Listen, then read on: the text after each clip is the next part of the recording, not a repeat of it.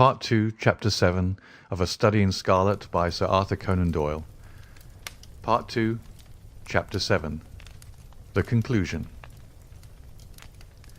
We had all been warned to appear before the magistrates upon the Thursday. But when the Thursday came, there was no occasion for our testimony. A higher judge had taken the matter in hand, and Jefferson Hope had been summoned before a tribunal where strict justice would be meted out to him. On the very night after his capture, the aneurism burst, and he was found in the morning stretched upon the floor of the cell with a placid smile upon his face, as though he had been able in his dying moments to look back upon a useful life and on work well done. "Gregson and Lestrade will be wild about his death," Holmes remarked as we chatted it over next evening. "Where will their grand advertisement be now?" "I don't see that they had very much to do with this capture," I answered. "What you do in this world is a matter of no consequence," returned my companion bitterly. "The question is, what can you make people believe that you have done? Never mind," he continued more brightly after a pause. "I would not have missed the investigation for anything. There has been no better case within my recollection. Simple as it was, there were several most instructive points about it."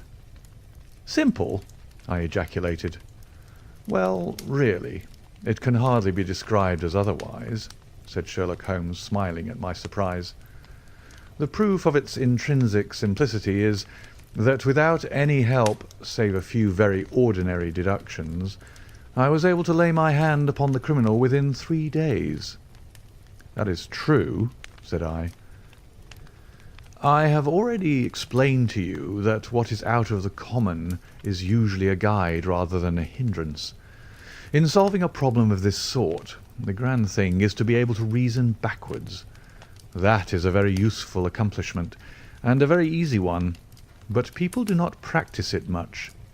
In the everyday affairs of life, it is more useful to reason forwards, and so the other comes to be neglected. There are 50 who can reason synthetically for one who can reason analytically." "I confess," said I, "that I do not quite follow you." "I hardly expected that you would. Let me see if I can make it clearer. Most people, if you describe a train of events to them, will tell you what the result would be. They can put those events together in their minds and argue from them that something will come to pass. There are few people, however, who, if you told them a result, would be able to evolve from their own inner consciousness what the steps were which led up to that result. This power is what I mean when I talk of reasoning backwards or analytically." "I understand," said I. "Now, this was a case in which you were given the result and had to find everything else for yourself. Now let me endeavour to show you the different steps in my reasoning. To begin at the beginning, I approached the house, as you know, on foot, and with my mind entirely free from all impressions. I naturally began by examining the roadway, and there, as I have already explained to you, I saw clearly the marks of a cab, which I ascertained by inquiry must have been there during the night. I satisfied myself that it was a cab, and not a private carriage by the narrow gauge of the wheels. The ordinary London growler is considerably less wide than a gentleman's brougham. This was the first point gained. I then walked slowly down the garden path, which happened to be composed of a clay soil, peculiarly suitable for taking impressions. No doubt it appeared to you to be a mere trampled line of slush, but to my trained eyes every mark upon its surface had a meaning. There is no branch of detective science which is so important and so much neglected as the art of tracing footsteps. Happily, I have always laid great stress upon it, and much practice has made it second nature to me. I saw the heavy footmarks of the constables, but I saw also the track of the 2 men who had first passed through the garden. It was easy to tell that they had been before the others, because in places their marks had been entirely obliterated by the others coming upon the top of them. In this way, my second link was formed, which told me that the nocturnal visitors were two in number. One remarkable for his height, as I calculated from the length of his stride, and the other fashionably dressed, to judge from the small and elegant impression left by his boots. On entering the house, this last inference was confirmed. My well-booted man lay before me. The tall one, then, had done the murder. If murder there was. There was no wound upon the dead man's person, but the agitated expression upon his face assured me that he had foreseen his fate before it came upon him. Men who die from heart disease or any sudden natural cause never by any chance exhibit agitation upon their features. Having sniffed the dead man's lips, I detected a slightly sour smell, and I came to the conclusion that he had had poison forced upon him. Again, I argued that it had been forced upon him from the hatred and fear expressed upon his face. By the method of exclusion, I had arrived at this result, for no other hypothesis would meet the facts. Do not imagine that it was a very unheard-of idea. The forcible administration of poison is by no means a new thing in criminal annals. The cases of Dolsky in Odessa and of Leturier in Montpellier will occur at once to any toxicologist. And now came the great question as to the reason why. Robbery had not been the object of the murder, for nothing was taken. Was it politics, then? Or was it a woman? That was the question which confronted me. I was inclined from the first to the latter supposition. Political assassins are only too glad to do their work and to fly. This murder had, on the contrary, been done most deliberately, and the perpetrator had left his tracks all over the room, showing that he had been there all the time. It must have been a private wrong and not a political one, which called for such a methodical revenge. When the inscription was discovered upon the wall, I was more inclined than ever to my opinion. The thing was too evidently a blind. When the ring was found, however, it settled the question. Clearly the murderer had used it to remind his victim of some dead or absent woman. It was at this point that I asked Gregson whether he had inquired in his telegram to Cleveland as to any particular point in Mr. Drebber's former career. He answered, you remember, in the negative. I then proceeded to make a careful examination of the room, which confirmed me in my opinion as to the murderer's height, and furnished me with the additional details as to the Trichinopoly cigar and the length of his nails. I had already come to the conclusion, since there were no signs of a struggle, that the blood which covered the floor had burst from the murderer's nose in his excitement. I could perceive that the track of blood coincided with the track of his feet. It is seldom that any man, unless he is very full-blooded, breaks out in this way through emotion, so I hazarded the opinion that the criminal was probably a robust and ruddy-faced man. Events proved that I had judged correctly. Having left the house, I proceeded to do what Gregson had neglected.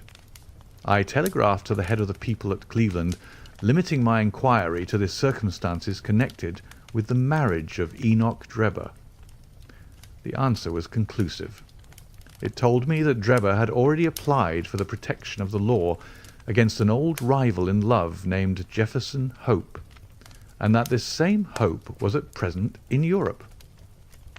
I knew now that I held the clue to the mystery in my hand, and all that remained was to secure the murderer. I had already determined in my own mind that the man who had walked into the house with Drebber was none other than the man who had driven the cab. The marks in the road showed me that the horse had wandered on in a way which had been impossible had there been anyone in charge of it. Where, then, could the driver be, unless he were inside the house? Again, it is absurd to suppose that any sane man would carry out a deliberate crime under the very eyes, as it were, of a third person who was sure to betray him. Lastly, supposing one man wished to dog another through London, What better means could he adopt than to turn cab driver? All these considerations led me to the irresistible conclusion that Jefferson Hope was to be found among the Jarveys of the metropolis. If he had been one, there was no reason to believe that he had ceased to be. On the contrary, from his point of view, any sudden change would be likely to draw attention to himself. He would probably, for a time at least, continue to perform his duties. There was no reason to suppose that he was going under an assumed name. Why should he change his name in a country where no one knew his original one? I therefore organised my street Arab detective corps and sent them systematically to every cab proprietor in London until they ferreted out the man that I wanted. How well they succeeded, and how quickly I took advantage of it, are still fresh in your recollection. The murder of Stangerson was an incident which was entirely unexpected, but which could hardly in any case have been prevented. Through it, as you know, I came into possession of the pills, the existence of which I had already surmised. You see, the whole thing is a chain of logical sequences without a break or flaw. "It is wonderful," I cried. "Your merits should be publicly recognised. You should publish an account of the case." "If you won't, I will for you."